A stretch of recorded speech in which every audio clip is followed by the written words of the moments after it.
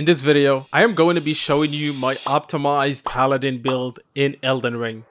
We are talking decent damage with a versatile setup. A well-synergized, well-optimized build that covers both single and multi-target use. Great for boss fights and exploration. It is even better for New Game Plus, co-op, and seamless. Let us dive in. Let us start with an essential part of our build, the weapons. For your primary weapon, we are going with the Milady Sword with the Sacred Blade Ash of War. This weapon's moveset is awesome. I love it. It is elegant and clean. It fits the vibe, deals great damage, and the Ash of War makes it pop with the Holy Glow. For the secondary, we are going with the Sword of Light. This weapon grants a 20% damage boost to holy damage when you use this skill. It is essential to use before and during boss fights, stacking your damage significantly. The buff lasts for 1 minute, and yes, it stacks with the Flask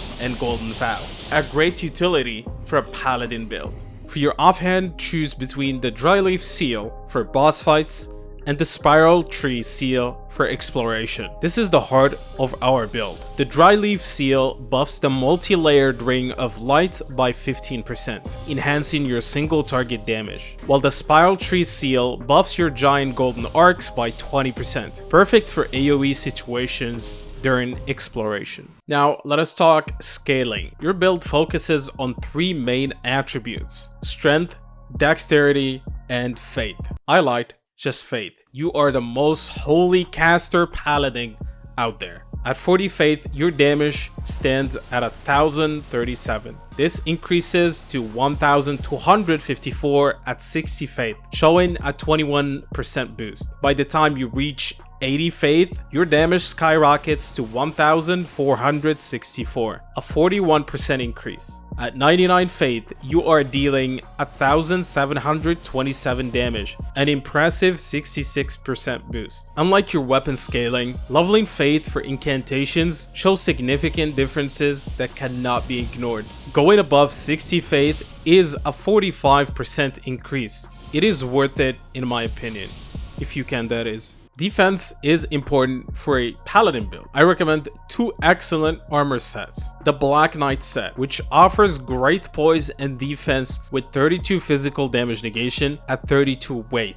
It is, in my opinion, underrated, providing high resistances at a lower weight while fitting the Knight Paladin aesthetic. The second option is the Tree Sentinel armor set. This set offers 35 physical damage negation at 45 weight, enhancing your durability in battles, but it's up to you if you want to spend more endurance points. Talismans are absolutely essential to maximizing both your damage and utility. Let us break them down, explaining exactly which ones work best and which ones you should avoid for the Paladin build. The Phlox Canvas Talisman. This talisman increases the damage of your incantations by 8%. Since this build heavily relies on incantations, like the multi-layered Ring of Light and giant golden arcs, this talisman is a must-have for increased damage output. The Shard of Alexander. This talisman increases the damage of your skill by 15%. While the first talisman buffs your incantations, this talisman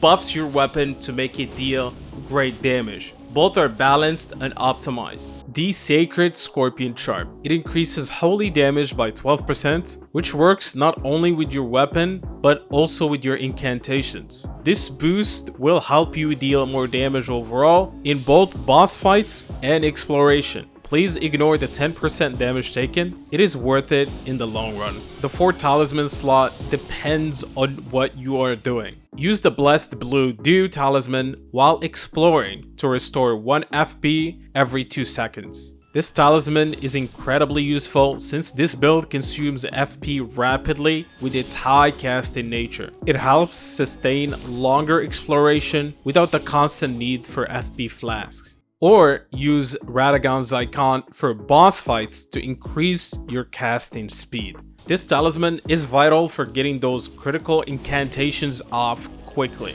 Rotten Windsword Insignia typically increases attack with successive hits, but it does not work with this build's incantations. Similar to it, the Thorny Crack tier won't work either, so avoid both of these, you might think they work, but they do not. Your spell arsenal is designed to provide both offensive and defensive capabilities. We have 4 spells, so not to clutter your menu and overwhelm you when you are switching between them. First, Golden Vow. It is an essential incantation that increases damage by 15% and damage negation by 10% for 60 seconds. It is essential before boss fights for that damage increase and negation.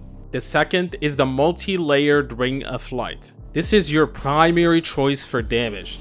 It is perfect for single target and boss fights. It also has insane range and can pick off enemies from a great distance. It can also be charged to increase its damage and ring radius. In the testing, the increase is around 42%. It is worth charging. The third spell is the Giant Golden Arcs. It is your primary choice for exploration. It is perfect for multi-targets and even boss fights. It has great range and insane AoE. It can clear entire rooms with a single cast. It also can be charged to increase its damage. The fourth spell is the Blessing of the Erdtree. It heals you by regenerating 12 HP per second for 90 seconds. It is not a primary option, but it is perfect for the Paladin vibes or if you're playing co-op. To optimize your Paladin build, here's the stat distribution you should aim for. 60 Vigor to ensure high HP for that tanky Paladin vibe. 30 Mind, which will allow you to cast at least 7 charged incantations.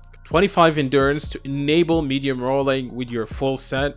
11 Dexterity to meet the weapon's minimum requirement. And 60 to 99 Faith. The higher, the better for maximizing holy damage. This is up to you and up to your level. Aim for 60, but do not be shy to push it to 99. To enhance your build further, use these physic buffs. The Holy Shrouding Crack tier to increase holy damage by 20% for 3 minutes.